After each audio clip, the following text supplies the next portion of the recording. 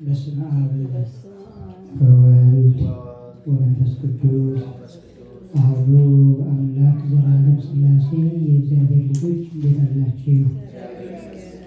ምስጋና የባህሪ ብቸኛ ገንዘቡ የሚሆን የአባቶቻችን የቅዱሳን አምላካችን ቅዱስ እግዚአብሔር በቸርነቱ ያለፈውን በድካም በመውጣትና በመውረድ በልዩ ልዩ ሁኔታዎች ያሳለፍነውን ጊዜ እሱ ከእኛ ጋር ሆኖ ያሳልፎልን ችለን ሳይሆን እግዚአብሔር ችሎን አስችሎን ተራራውን ወጥተን ቁልቁለቱን ወርደን ሁሉንም በእግዚአብሔር አጋዥነት አልፈን እዚህ ደርሰናልና ስለ ቸርነት ስራ ሁሉ አምላካችን ቅዱስ እግዚአብሔር ስሙ የተመሰገነ ይሁን። ረከብናሁ ለመሲሕ ዘውእቱ ይብልዎ ክርስቶስ። ይህንን ቃል ሁላችሁም ትሉታላችሁ። ረከብናሁ ለመሲሕ ዘውእቱ ይብልዎ ክርስቶስ ወልደ እግዚአብሔር። የእግዚአብሔር ልጅ ክርስቶስ የተባለውን መሲሕን አገኘ ነው ወይም ኢየሱስን አገኘ ነው ወይም ማስያስን አገኘ ነው ወይም ቅቡን አገኘ ነው ማለት ነው። ይህንኑ ወንጌላችን ሊቃውንቱ በሰፊው ሁሉንም ይገልጹታል። መሲሕ በአረቢክ፣ ማስያስ በዕብራይስጥ፣ ክርስቶስ በሮማይስጥ፣ ቅቡ በግዕዝ ብለው አስቀምጠውታል እና እንድርያስ ነው ለናትናኤል ይህንን ቃል የተናገረው። ማን የተናገረው? እንድርያስ። ለማን? ለናትናኤል። እንድርያስ ለናትናኤል ምስክርነቱን ተናገረ። መሲሕን እኮ አገኘ ነው፣ ክርስቶስን አገኘ ነው አለ። ይህች ቃል ከሌሎች ቃላት ሁሉ ምንኛ የተመረጠች ቃል ናት። ይህችን ቃል የምትጠራ አንደበት ምንኛ የተመረጠች የታደለች አንደበት ናት። ክርስቶስን አገኘ ነው ብላ የምትናገር የምትመሰክር የምታምን ልብ የምትናገር አንደበት፣ ለሌሎች ደግሞ የምትመሰክር ማንነት፣ በእውነት የሰው ልክ የሰው ጥግ ሰው የመሆን ምስጢር ሰው መሆንን ማረጋገጫ እግዚአብሔርን አገኘሁት፣ ክርስቶስን አገኘሁት፣ መድኃኒቴን አገኘሁት፣ ሕይወቴን አገኘሁት፣ ና ወደዚህ ሕይወት የሚል ሰውነት ምን አይነት መታደል ነው! እንዴት ያለ ሰውነት ነው! እንድርያስ የታደለ ሰው ነው በእውነት። በእርግጥ ክርስቶስ መርጦት አድሎታል አንድ ጊዜ እና ግን ሐዋርያው ቅዱስ ጴጥሮስ እንደተናገረ መመረጣችሁንና መጠራታችሁን ታጸኑ ዘንድ ከፊት ይልቅ ትጉ እንዳለ ሰው ተመርጦም እኮ ወገኖቼ የመመረጡን ጸጋ ሳይጠብቅ የመመረጡን ሕይወት የመመረጡን በጎነት ለራሱ ገንዘብ ሳያደርግ እንደገና የሚያክፋፋ የእግዚአብሔርን ጥሪ ወደኋላ የሚል የእግዚአብሔርን ስጦታ እንደ ቀልድ የሚመለከት የሚያበላሽ የሚጥልና ራሱን በከንቱ ስፍራ የሚያስገኝ አለ። እንዲህ ከመሆን እግዚአብሔር ያድነን። እንዲህ ከመሆን እግዚአብሔር ይሰውረን። እንድርያስ ግን መመረጡንና መጠራቱን አጽንቶ የዋሃንን ሊመርጥ ጓደኞቹን ደጎቹን በጎዎቹን ወደ ክርስቶስ በረት ሊያስገባ ታጠቀ። አያችሁ ምዕመናን፣ የእግዚአብሔር ልጆች፣ ዛሬ የእኛ የክርስቲያኖች ስራችን ይሄ ነው መሆን ያለበት። እንደው እግዚአብሔር ይቅር ይበላቸውና ያልታደሉ አንዳንድ ሞኝ ሰዎች አሉ። በእውነት ራሳቸው በጨለማ መጋረጃ ውስጥ ሆነው ሰዎችን ወደ ጨለማ ወደ ጥልቁ የሚስቡ አሉ። እንደው እዚህ ቦታ እንዲህ አይነት ነገር አለ እና እስቲ እዛ ጋር መፍትሄ ይኖራል እና እስቲ ብለው ወደ ጨለማ ያው አልነግራችሁም፣ ታውቁታላችሁ ምን ማለት እንደሆነ ይገባችኋል፣ ትረዱኛላችሁ። እና ሰዎች ወደ ክፋት፣ ወደ ረከሰ፣ ወደ ተበላሸ፣ ወደ በሰበሰ፣ ወደ ተበላሸ ክፉ ወደሆነ ነገር ሰዎችን ይስባሉ። መልካም ጓደኝነት ግን እንዲህ ነው። አያችሁ፣ ደግ ሰውነት እንዲህ ነው፣ ወደ በጎ ወደ ዘላለም ሕይወት ወደ ክርስቶስ ይስባል። እንድርያስ ናትናኤልን እንዲህ አድርጎ ነበር የሳበው። ናትናኤል ደግሞ ክርስቶስ የመሰከረለት ሰው አይደለም። በእውነት ሐዋርያ አይደለም፣ ነቢይ አይደለም፣ መልአክ አይደለም። ራሷ እመቤታችን የአምላክ እናትም እንኳን አይደለችም። በእውነት እመቤታችን አይደለችም መልአክ ቢመሰክርለት፣ መልአክ አይደለም ነቢይ ሐዋርያ ቢናገርለት የታመነ ነው። ግን እመቤታችን የወለደችው እግዚአብሔር ማእምረ ህቡአት ከባቲ አበሳ የውስጥን ጥልቁን የሚያውቅ እግዚአብሔር የመሰከረለት እንዴት ያለ የታደለ ሰው ነው! ብዙ ሰዎች ብዙ ምስክርነት ይሰጣቸዋል። ሮጠው ተምረው አሸንፈው ታግለው ጥረው ደክመው የውጤታቸው ማረጋገጫ ተጨብጭቦላቸው ስጦታ ምስክር ይሰጣቸዋል። በእውነት የምስክርነት ወረቀት ሽልማት ይሰጣቸዋል። ናትናኤል ግን የተሰጠው ሽልማት የተሰጠው ምስክርነት ከእግዚአብሔር ነው። አቤት የእግዚአብሔር ልጆች አላችሁ ሁላችሁ ከቃሉ ጋር ናችሁ። ናትናኤልን ገና ሲያዩ ክርስቶስ ነዋ እስራኤላዊ ዘበአማን ዘአልቦ ጽልሁት ውስተ ልቡ አለ። ነዋ እስራኤላዊ ዘበአማን ዘአልቦ ጽልሁት ውስተ ልቡ፣ በልቡ ጉሉት በአንደበቱ ክፋት የሌለበት ተንኮል የሌለበትን የቃሉን ወተት የሚመኝ እውነተኛ እስራኤላዊ ይኸው አለ። ከባድ ነው ወገኖቼ። ክርስቶስ ስለኔና ስለናንተ ምን ይል ይሆን? ክርስቶስ ዛሬ ስለኛ ምን ይል ይሆን? ክርስቶስ ስለ ኢትዮጵያውያን ኦርቶዶክሳውያን ምን ይል ይሆን? ኢትዮጵያውያን ኦርቶዶክሳውያን ያልሆኑ አልሆኑም፣ አንድ ጊዜ ስላልሆኑ በቃ አልሆኑ። ስለኛ ስለ ኦርቶዶክሳውያን ግን ዛሬ ክርስቶስ ምን ይል ይሆን?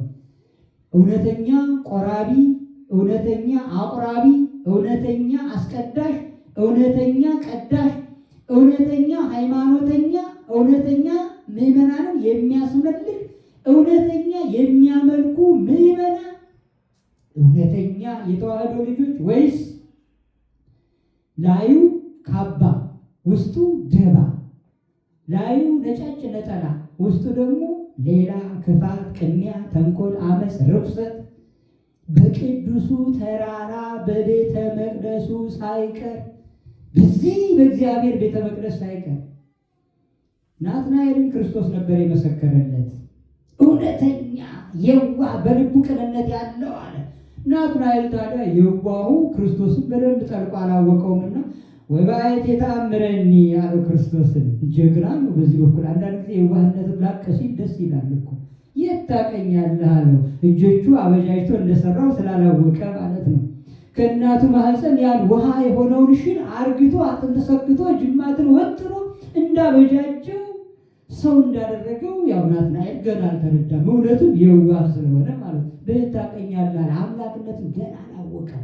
ወደ ማወቅ አንድ እርምጃ ገና እየተራመደ ነው። አሁን እምቅድመ ይጸውዐከ ፊልጶስ ርኢኩከ በታሕተ ዕፀ በለስ፣ በበለስ ስር አየሁ። ገና ፊልጶስ ሳይጠራ ሲል አንተኑ ክርስቶስ ወልደ እግዚአብሔር አለ። እንደገና አሃ አንተማ እውነት የእግዚአብሔር ልጅ ነህ ክርስቶስ ነህ ብሎ እውነተኛነቱን እውነተኛ የባህሪ አምላክነቱን እዚያው መሰከረለት።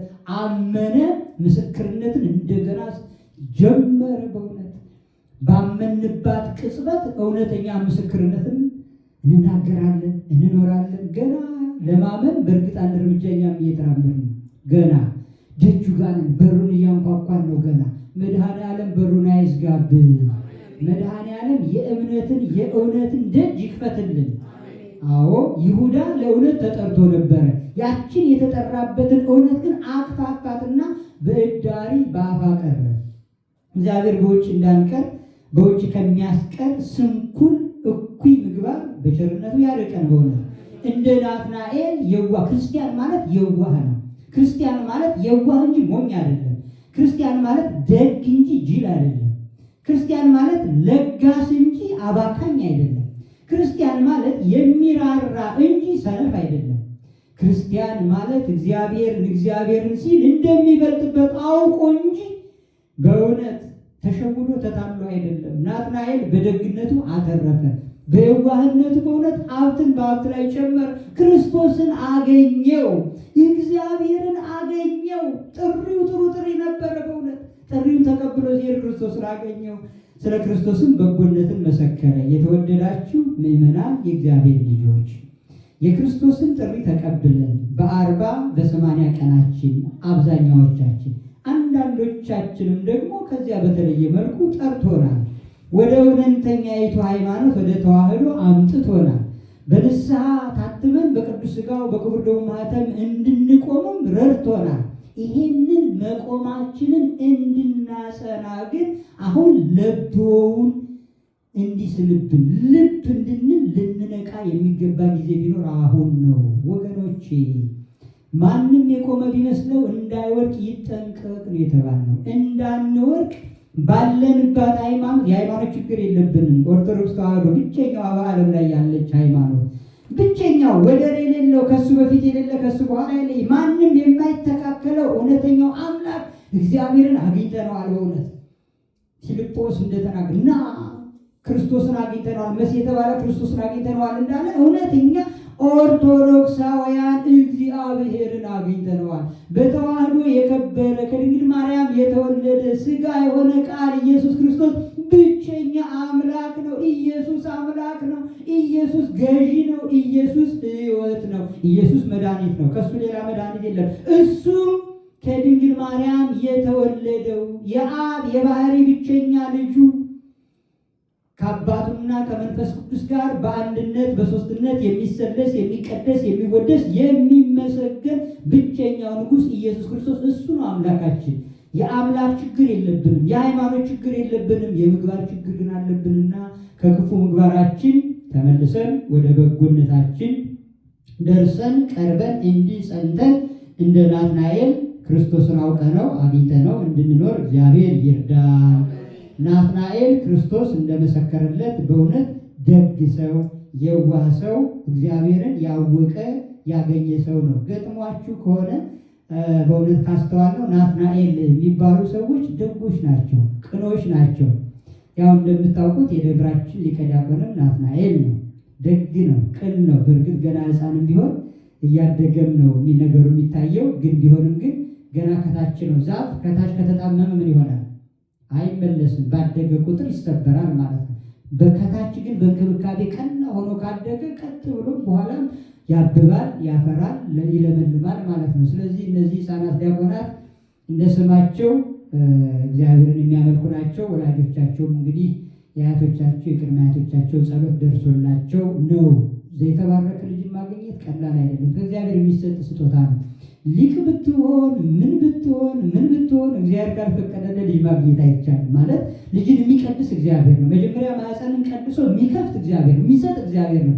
ከሰጠን በኋላ እንደገና የሚባርክ እግዚአብሔር ነው። እኔ ኢትዮጵያ ካሉ ከተሞች በአንዷ ከተማ ለተወሰነ ጊዜ ነበርኩና በጣም የተወደዱ በጣም የተከበሩ እጅግ የምናከብራቸው የምንወዳቸው እንደው ስለ ራሴ መተረክ እንዳይሆንብኝ እንጂ እኔ ቤት እንደው ባጎትም ባክስትም በዛም ወደ ላይም በአባትም በቀማያትም ቤቱ እንዳለ የክህነት ቤት ነው። እኔ ቤት ውስጥ አላየሁም የኚህን አባት ሕይወት። የኔም ቤተሰብ መውቀሴ አይደለም፣ ጥሩዎች ናቸው ቤተሰቦች፣ ምንም ችግር የለባቸውም። በቃለ እግዚአብሔር የተመሉ ናቸው፣ ሊቃውንት ናቸው፣ ሃይማኖቱ ምኑም አላቸው። እኚህ አባት ግን በጣም የተለዩ አባት ናቸው። ማህሌት ላይ ስቦ ሁሉ ዘሳረረ ሁሉ ዓለመ በአሐቲ ቃል ይላልና ዘፈጠረ ለቤዛ ዓለሙ እግዚአብሔር ከያኪ ነው እንጂ እመቤታችንን ከያኪ ሰናይተ ዘፈጠረ ለቤዛ ዓለሙ እግዚአብሔር ይትባረክ ወይትአኮት ስሙ ሲሉ ጸናጽሉን ሲያወርዱ እንባቸው በዚህ ዱብ ይላል ማህሌት ላይ። እኔ ያን ጊዜ እንደነዚህ ሕፃናት ዲያቆናት ሕፃን ዲያቆን ይገናና እዛ ጽናጽና አቀብላለሁ። ያን ጊዜ የእሳቸው ነገር ውስጥ የገባ በቃ እኔ እንደ መልአክ ነው የማያቸው ናቸው። እኛ አባት በጣም የታደሉ አባት ናቸው። በእርግጥ ዲያቆናት ልጆች አፍርተዋል። አሁን እነዚያም ልጆች ቀሰዋል። አካባቢውን ስማቸውን አልተናገርኩም፣ ግን ያሳዝናል። ከልጆቻቸው አንድ ሰው መናፍቅ ሆነባቸው። እኚህ ቅዱስ አባት ልጅ ናቸው። ሕይወታቸው የተቀደሰ ነው።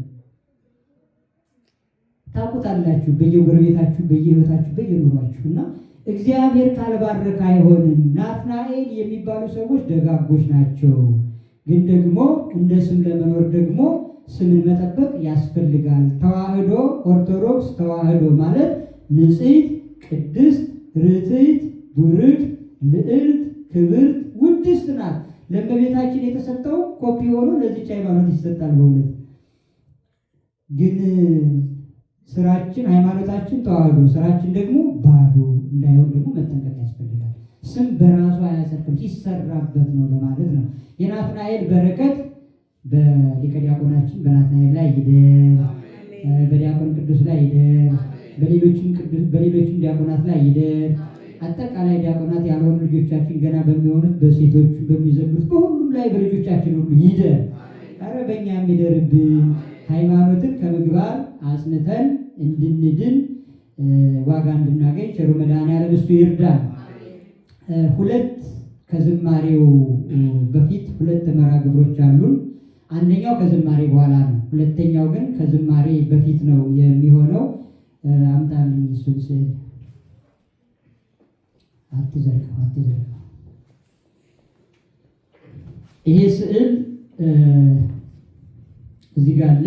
ፍቅርተ ማርያም ነይ እስቲ አንዴ ነይ። አንቺ ሌላ ፍቅርተ ማርያም አይደለም አንቺ።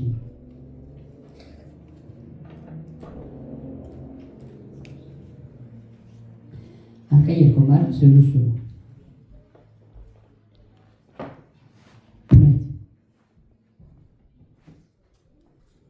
እዚህ ጋር ቆም ያዩ ዛሬ ይሄ ስዕል ነው። ትዘረጋዋለች፣ እናየዋለን። ቆይ እንዳዘረጊ እንግዲህ ስንት ብር ከፍላ እንደምትወስድ እንደኛ ራሳችን ይሄን ያህል ክፈሉና ውሰዱ ማለት አለብን እንጂ። ስለዚህ ከፍላ እንደምትወስድ እኔ አልልም፣ እናንተ ናችሁ የምትተምኑት ስዕሉን ከዘረጋችሁ በኋላ። ስለዚህ ወደ እነሱ ነው የምትዘረጊው፣ አንቺ በኋላ ነው የምታዩ። እነሱ አይተው ክፈይ የሚሉሽን አንቺ ደግሞ ትከፍያለሽ። እንደዚህ ያረሽ ዘርጋላት ወሽ ሊቀዳ እሱ ይዘርጋልሽ ታይ ልቀቂ።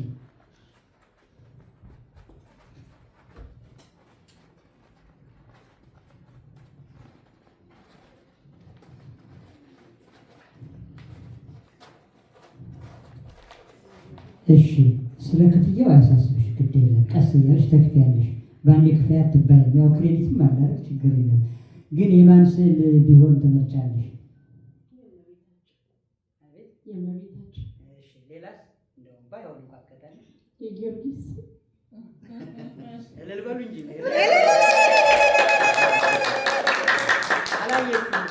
የእመቤታችን አለች። እውነት ነው። ጊዮርጊስ ከእመቤታችን አይበልጥብን። ይበልጥብናል። እመቤታችን ናት አንደኛ። ጊዮርጊስ ደግሞ ቀጥሎ ሌላ አሳልኳት አውቀዋለሁ ፍላጎቷን የጊዮርጊስ አለች። እሺ አዙርላት፣ አሳያት። አሁን ለእሷ ለራሱ ሊቀ ዲያቆን አዙርላት። ይኸውልሽ ፈረሰኛ ጊዮርጊስ አቤት አቤት እንዴት እንደተደሰተች አሁን ጠቅለው ሊቀ ዲያቆን ጠቅልና ስጣት። እሺ ሁላችሁም አንድ ጊዜ እስቲ እልልታ